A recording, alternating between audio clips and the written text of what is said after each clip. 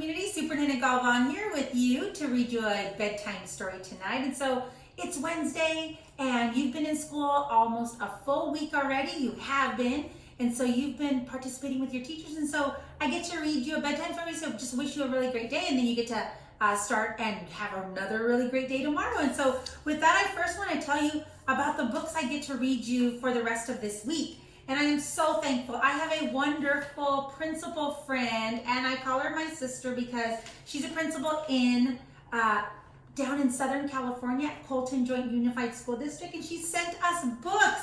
She's so sweet. Look at this. I have all these really cool books on culture and diversity, and she knows about you and all of our wonderful students, so she sent me some books. So I get to read one today and tomorrow and Friday too. So thanks for joining us. Let me say that in Spanish now, okay? Hola mi comunidad de Greenfield, soy Superintendente Galvan del Distrito Escolar de Greenfield, leyendo otras historias con ustedes. Y hoy doy muchas gracias a mi amiga Jessica Gómez, es una directora del sur de California, y ella me mandó muchos libros aquí bonitos para que yo pueda leer a ustedes, con ustedes durante esta semana. So muchas gracias mi amiga, mi hermana Miss Gómez de la escuela Bernie del sur de California. So, gracias por acompañarnos. Vamos a seguir adelante celebrando la diversidad de nuestras comunidades. So, adelante, ¿verdad?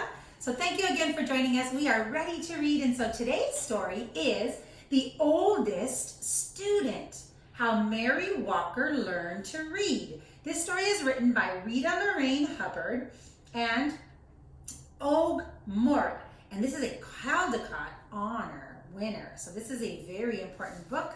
All of our books are beautiful, but this one actually talks a little bit about slavery and our Black American friends and brothers and sisters, as well as African American brothers and sisters. So I'm glad you're here with us. So The Oldest Student, How Mary Walker Learned to Read. So let's find out.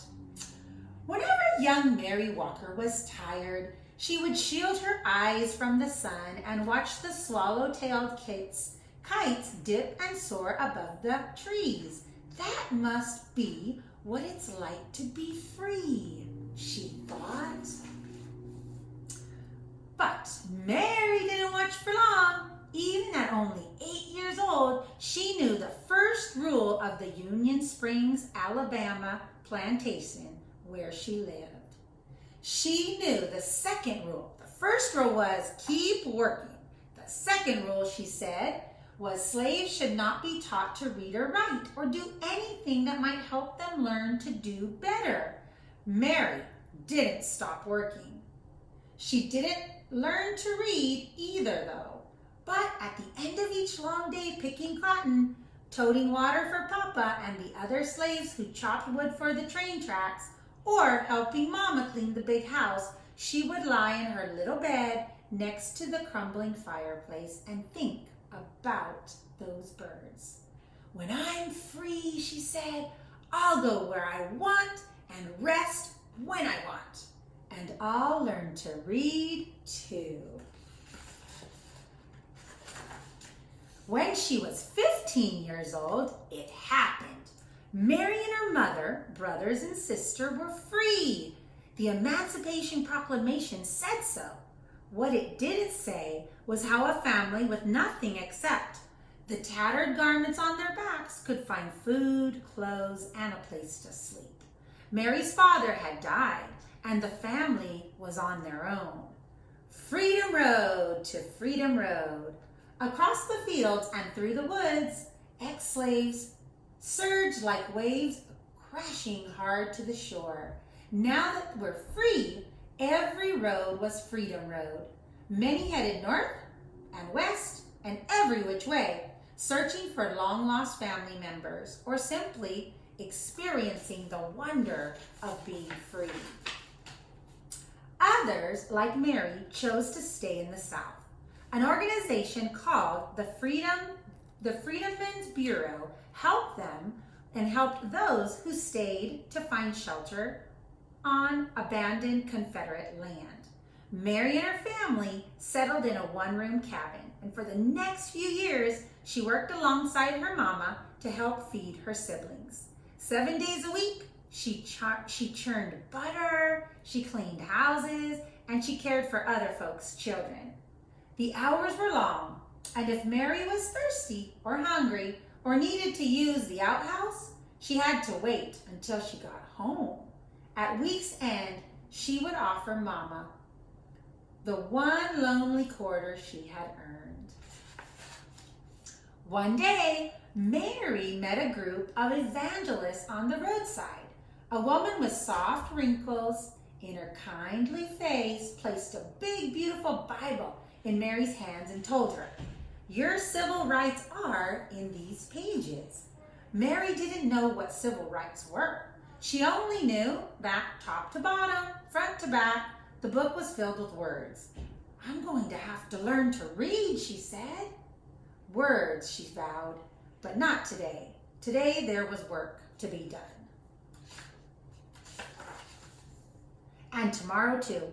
When Mary got married, she and her husband worked as sharecroppers, renting someone else's house and using someone else's tools and planting someone else's seeds to farm land they would never own. After they harvested the crops, almost all the money they earned went to pay for the housing, the tools, and the seed costs. Mary was 20 years old when she first had her first son. She opened her Bible and marveled at the squiggles inside. There had been so much time to learn to read, but she couldn't do it. A friend wrote Mary's son's birthday in the Bible, August 26th, 1869. Then Mary dipped a pen in the inkwell and made her mark inside it. Not a letter, not a name, just a mark. It was the best that she could do. One day, Mary's husband died. She married again, and a second child was born. Then a third. Mary made marks for these sons too. Now she had 3 growing boys. More money, that's what we need, Mary thought. But the only other jobs available to Black women were as maids or nannies or cooks. The hours were long, with only half a day off on Saturdays, and like sharecropping, they didn't pay much. Mary sighed. Words would have to wait. For the next few decades, Mary sharecropped and did odd jobs to help support her family. In 1917, Mary's family moved to the little city of Chattanooga, Tennessee. It was the year of Chattanooga's Great Flood.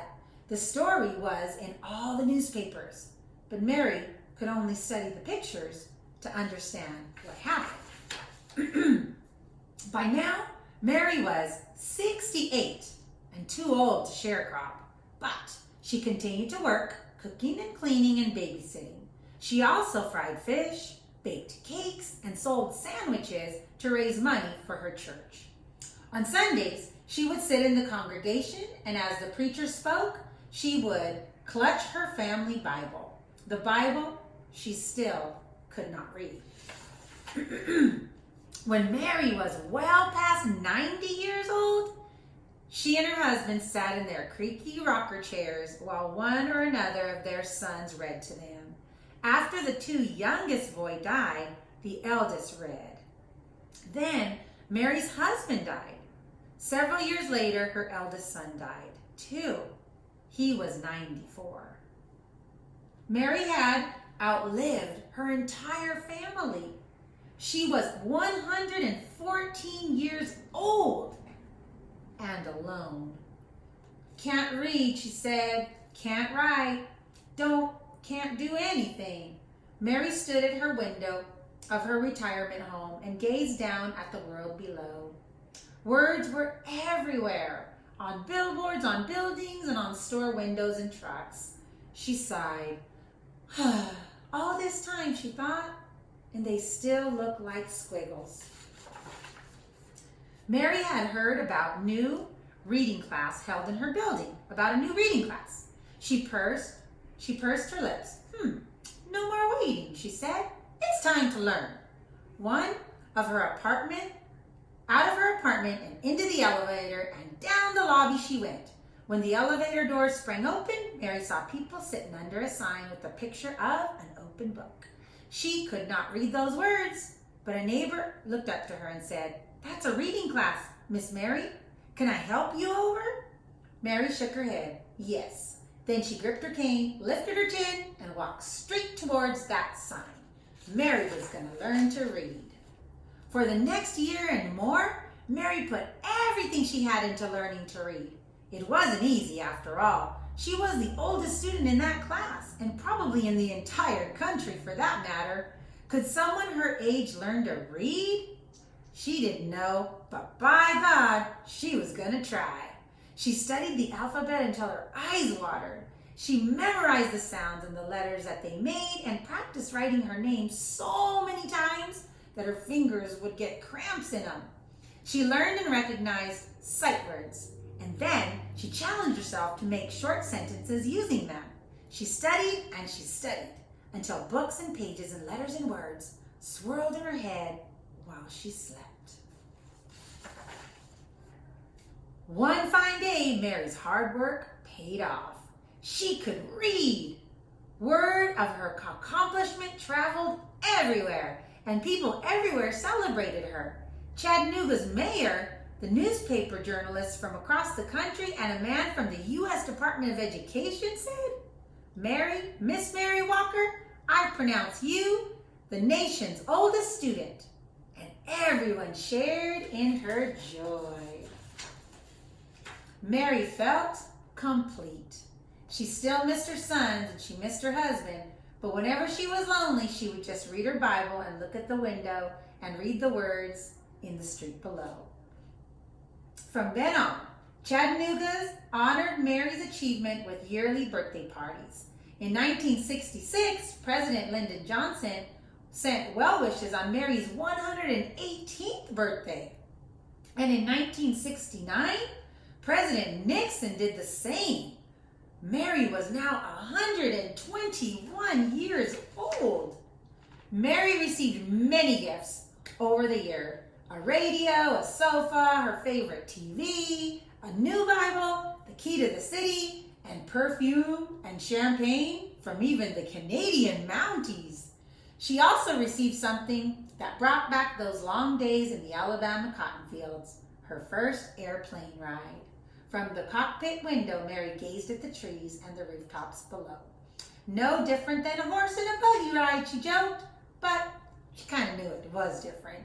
As the airplane dipped and soared like the swallow-tailed kites of long ago, Mary decided that flying was a lot like reading. They both made a body feel as free as a bird.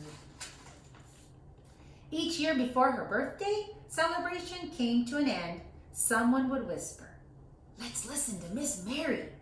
The shuffling and the movement would fade away until not a sound was heard. Then Mary would stand on her old little legs, clear her old little throat, and read from her Bible on her school book in a voice that was clear and strong. And when she was finished, she would gently close her book and say this, "You're never too old to learn."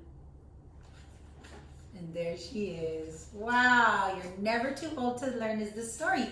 So no matter what, we can always learn together and we can learn something new. So that book was all about Miss Mary Walker. Thank you for joining me today. It's my honor to read to you and hope you have a really good night's rest tonight. I'm Superintendent Galvan with the Greenfield Union School District, sending a great big bear hug from our family to yours.